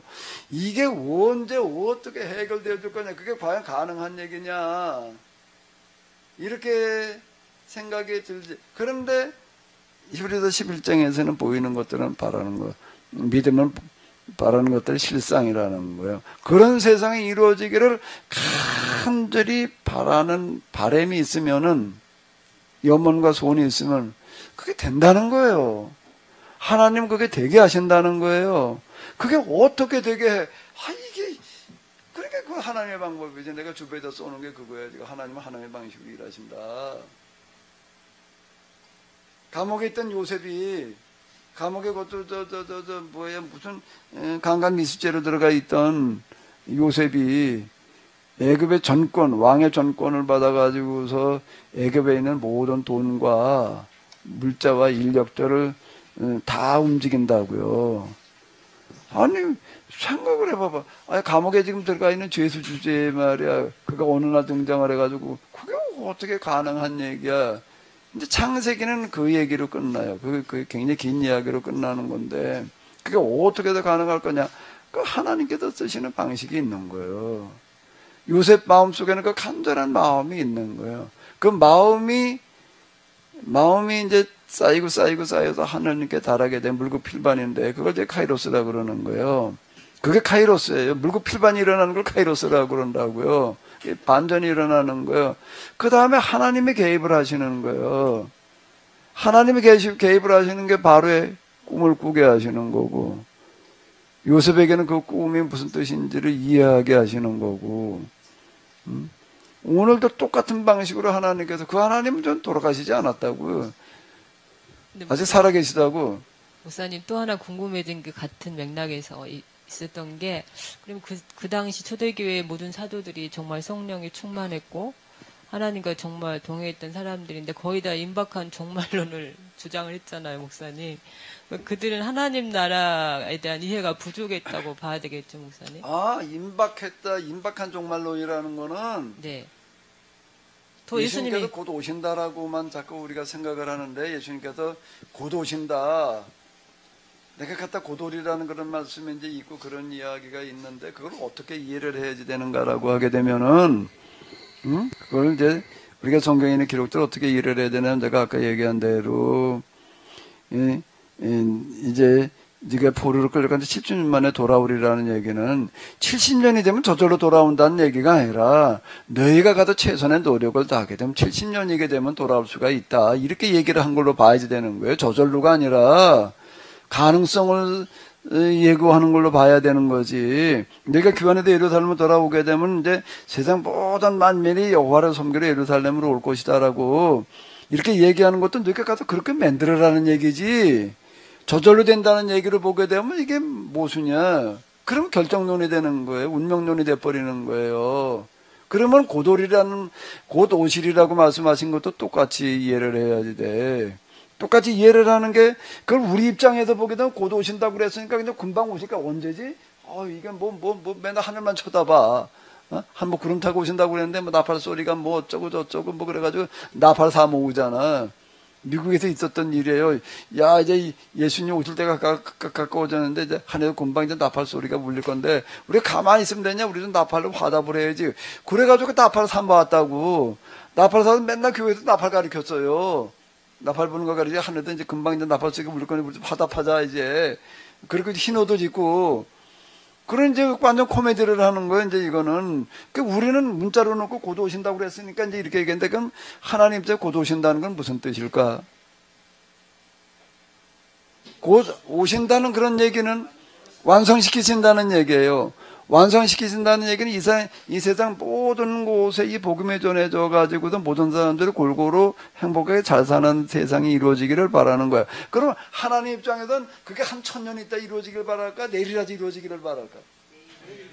지금 당장 이루어지기를 바랄까? 내일까지 갈 것도 없어. 그게 왜 내일까지 가야 돼? 오늘도 이루어져야지. 하나님은 어떻게 되기를 원하시고 있어요? 당장 곧이지. 이렇게 이해를 해야지 이게 맞는 거예요. 예수님 곧 오시기 하는데 너희가 빨리 그렇게 준비를 해놔라 이 얘기이지.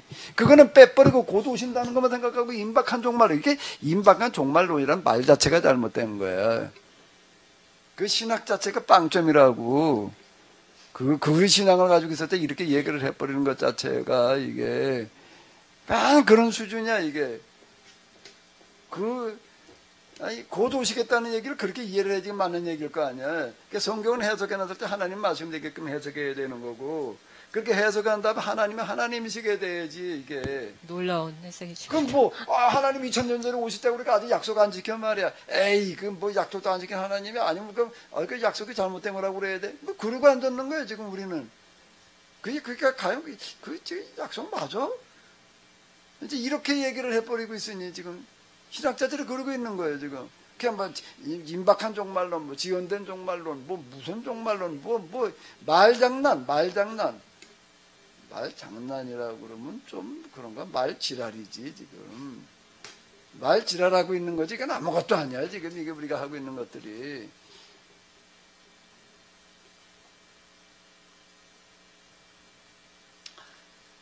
자, 이제 3시 됐으니까 관두자고요. 관두는데, 우리 장로님, 김준수 장로님 계시고, 또 우리 성학 교수님 계시니까 이거 좀 불러줘 봐요. 이거 좀 한번 불러봐야죠.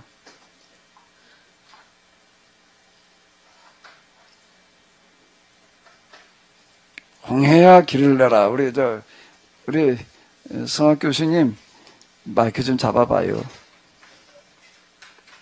김준수 장로님도 잡으시고. 이쪽으로 오세요. 일로 오세요. 마이크 좀 잡고 하세요. 그래도. 그래요? 기차 활동을 삶아드셨구만. 홍해야 길을 내라 영성법계.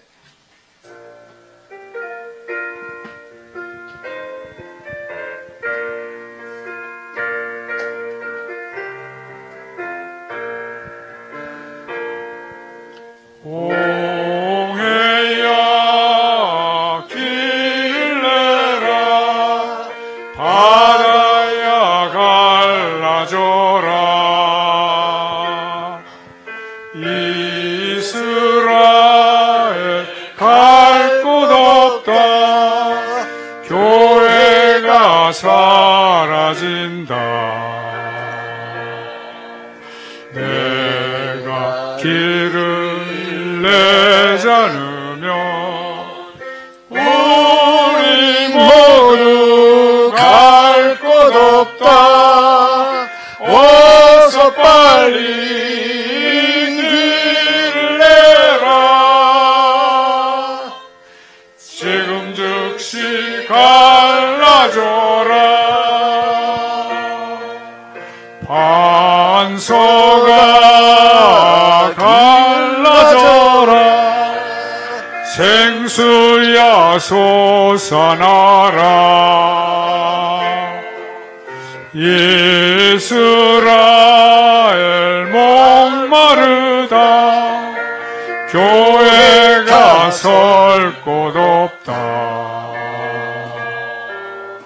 내가 불을 내지 않으면 우리 모두 다 죽는다. 어서 빨리 불을 내라. 지금 즉시 솟아나라. 진공아 움직여라. 아무가 힘을 내라. 생태 환경 망가진다. 인류가 멸종된다. 내가 힘을 내지 않으면 달리 닫은 길이 없다. 어서 빨리 움직여라. 지금 즉시 힘을 내라. 여호와 주 하나님 살아계신 우리 주님, 지난 날을 잘못한 길 용서하여 주옵소서. 우리 기도 들으소서. 응답하여 주옵소서. 이 장치가 항상 먹게 되게 하여 주옵소서. 아멘. 아, 우리 장로님하고 우리 성악가 교수님께서 불러주시니까 뭐가 될 것 같아. 근데 내가 가사 해설을 죄송한데 조금만 할게요. 이게 뭘 얘기하려고 그런 건가라고 하게 되면은요. 요즘 이제 좀 과학에서 얘기하는 거, 미시의 세계 얘기하는 걸 보게 되면은 이 정신과 물질이 둘이 아니라 하나다라고 얘기를 해요. 정신과 물질은 나뉘어지는 게 하나다. 그리고 이 정신이 물질에 영향을 준다. 이렇게 얘기를 하는 데까지 이렇게 왔어요. 물리학에서 벌써부터 그렇게 얘기를 하고 있는데, 이게 이제 가만히 놓고 보게 되면 100번 맞는 소리예요. 사람을 보게 되면 정신이 있고 몸뚱아리가 있잖아요. 몸뚱아리가 있는데 몸뚱아리가 정신을 움직이나 정신이 몸뚱아리를 움직이나? 정신이 명령 내리니까 손이 이르고 말을 할 거 아니에요. 그 정신이 몸을 움직이는 거예요. 이 세상도 마찬가지인 거예요. 하나님은 영과 물을 같이 가지고 계시는데 하나님의 영이 세상을 움직이게 하시는 거예요. 그러니까 이제 우주 폭발 팽창 뭐 지구가 이렇게 돌고 뭐 태양이 이렇게 하는 거가 다 뭔가 하면 하나님의 영이신 그 영이 이걸 가능하게 하는 거예요. 근데 요즘 이제 미시의 세계를 물리학에서 이렇게 얘기하는 거를 이렇게 보게 되면은 뭔가라고 하게 되면 이 우주라고 하는 건 에너지로 꽉 차 있다. 저는 이 진공이라고 하는 이런 거가 빈 게 아니라, 그게 암흑 물질이 들어있다. 이제 그게 이제 뭔가 하게 되면 하나의 이제 일종의 무한 에너지다. 무한 에너지로 꽉 차 있다. 이렇게 얘기를 하는데요. 이걸 가지고 이제 성경을 해석을 하다 보게 되면 모세라는 사람이 애굽에 내려가서 이제 10가지 기적을 일으키고 홍해바다가 갈라지고 반석에서 물이 나오는 거는 모세의 간절한 염원과 뭐가 일치되는가 하면 하나님의 마음이 일치되니까 그 마음이 그 영이 나일강을 피로 묻게 하는 거예요. 그게 홍해바다를 갈라지게 하는 거예요. 그러니까 하나님께서 모세에게 이렇게 말씀하시는 거예요. 네가 내 손을 내밀어서 바다를 갈라지게 해라. 그러니까 여기에 꼭 모세가 들어가는 거예요. 그냥 하나님께서 알아서가 아니라 이렇게 꼭 반석에도 물이 나오게 하는 것도 이제 마찬가지고, 이슬방울이 이슬이 내리잖아요. 그게 이제 먹을 수 있는 양식으로다가 이제 바뀌어지게 하는 어떤 그런 것들도 다 이제 모세의 간절한 요원이 그걸 가능하게 하는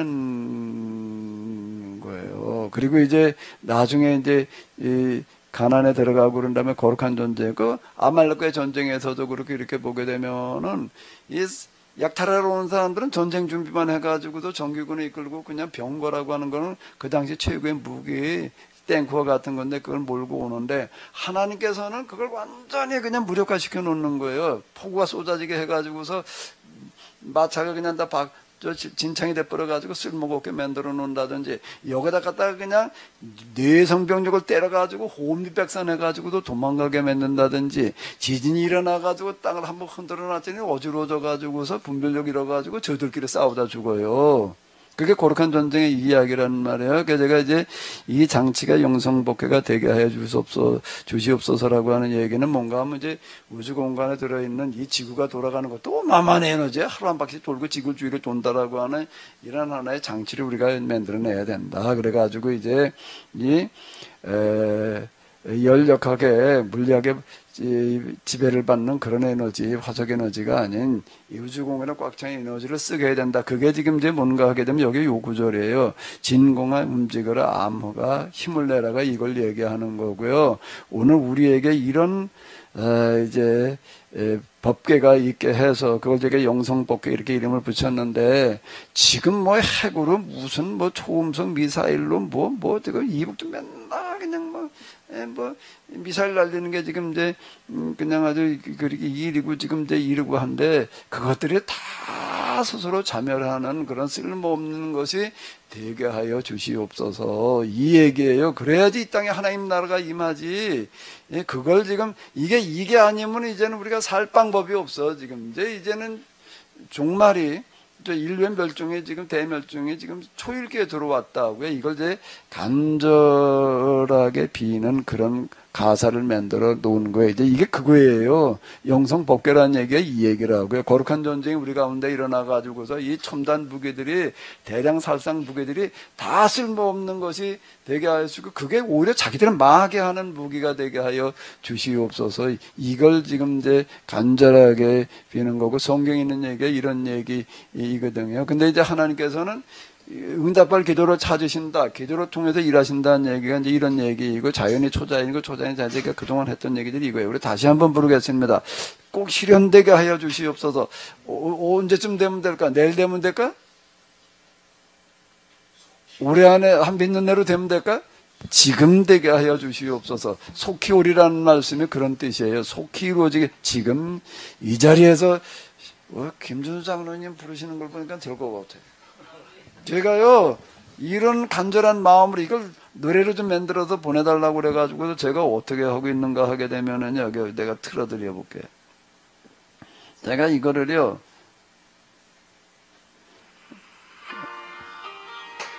(24시간) 틀어놔. 내가 이게 꼭 이렇게 빨리 되게 하여 주시옵소서. 내가 이건 내 기도라고 생각을 하고 24시간 틀어놓고 해서 일하면 주머니에다 넣고 다니고, 잘 때도 틀어놔. 내가 이거를 잘 때도 틀어놓고 기도 한 시간 틀어놓고 그런데, 이게 아니면 다 죽게 생긴 거예요.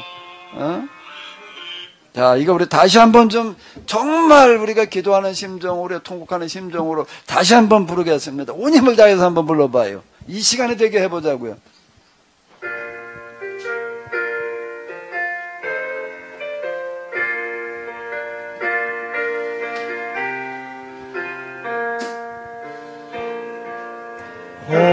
홍해야 길을 내라, 바다야 갈라져라. 이스라엘 갈 곳 없다,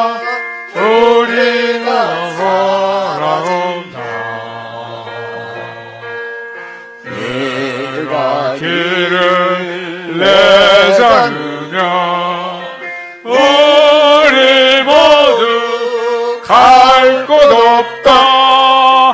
어서 빨리 길을 내라. 지금 즉시 갈라져라.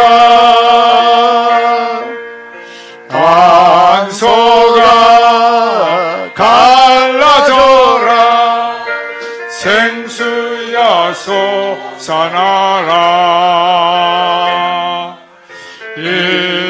이스라엘 목마르다.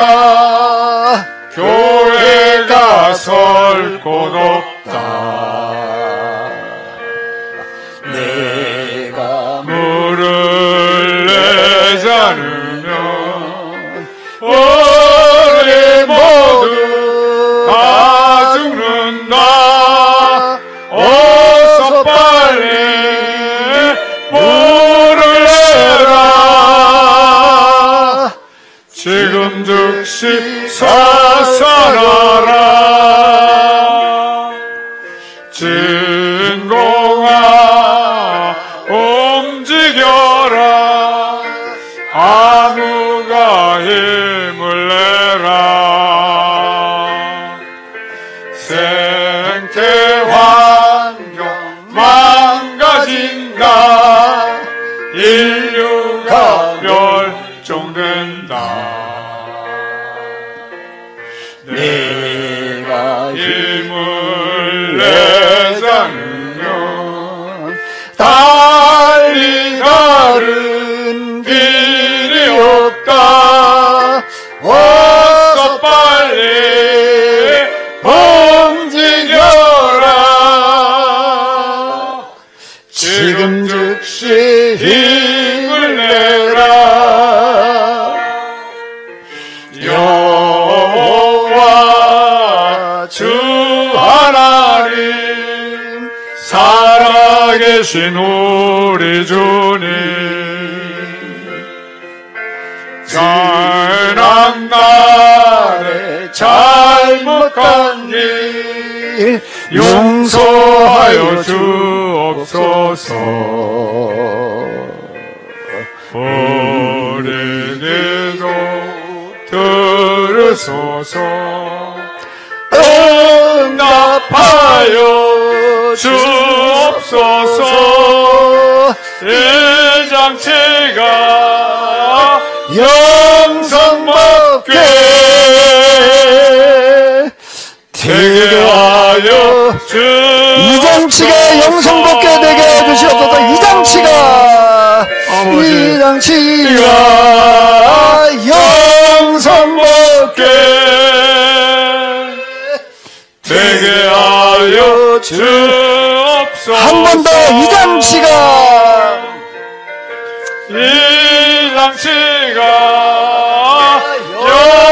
영성받게 되게 하여 주옵소서. 통성으로 기도하겠습니다. 하나님 주여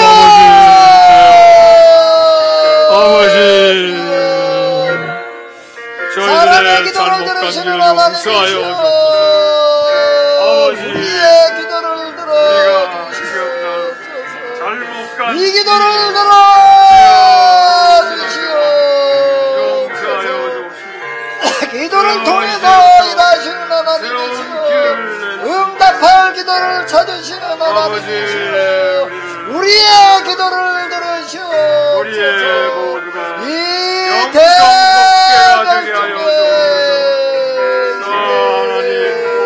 대장중에 첨단 무기를 가지고 서로 힘을 겨루고 있는 이 시대에 이제 여기에 하나님 나라가 임할 수 있게 하여 주옵소서. 하나님 나라를 임하게 하는 저희 모두가 되게 하여 주옵소서. 우리의 기도를 들으시옵소서. 우리의 기도에 응답하여 주시옵소서. 응답하여 주시옵소서. 응답하여 아버지, 주시옵소서. 이 장치가 영성먹게 되어서 하나님 인간에게는 이제 방법이 없습니다. 대멸종의 기정사실화되어져 있습니다. 인류 역사 이래로 맞은 가장 큰 위기, 대멸종의 위기라고들 말하고 있습니다. 인간이 살아남을 수 있는 유일한 길은 인공위성을 만들어 타고 이 지구 바깥으로 탈출하는 것이라고 이렇게 말하고 있습니다. 달리 방법이 없지만 이미 다 끝난 이야기라고도 말하고 있지만, 그러나 하나님께는 아직 길이 있는 줄로 믿습니다. 하나님께서는 위기를 기회로 바꾸어 가시는 줄로 믿습니다. 하나님이 대멸종의 위기가, 가장 큰 위기가, 인류 역사상 맞은 가장 큰 위기가 이제 가장 큰 기회가 되게 하여 주시옵소서. 하나님, 우리에게 그 길을 열어 주시옵소서. 우리들 가운데 영성복궤가 허락되게 하여 주시옵소서. 그래야 참으로 이 망가져간 지구 환경을 다시 회복시키며 이 참단 무기들을 무력화시키며 현대 문명과 인류가 공존할 수 있는 그런 길이 열려지게 하여 주시옵소서. 땅끝까지 하나님 나라가 확산되어져서 참으로 굶주리는 사람이 없는, 인권이 위린당하는 사람이 없는 그런 세상이 이기 지구촌 모든 곳에 실현되어지게 하여 주시옵소서. 예수님께서 이 땅에 참으로 다시 오셔서 이제 이 역사를 완성을 시킬 그 날이 속히 올 수 있도록 저희들이 그 준비할 수 있게 하여 주시옵소서. 오 아버지 하나님, 그동안 저희가 해석한 성경이 바로 그 기초가 될 수가 있는 줄로 믿습니다. 이제 이 마음의 일치에서 방법의 일치로 나아가게 하여 주시옵소서. 우리에게 영성복궤를 허락하여 주시옵소서. 우리 주 예수 그리스도의 이름으로 기도하옵나이다. 아멘. 예, 수고 많으셨습니다. 네네네.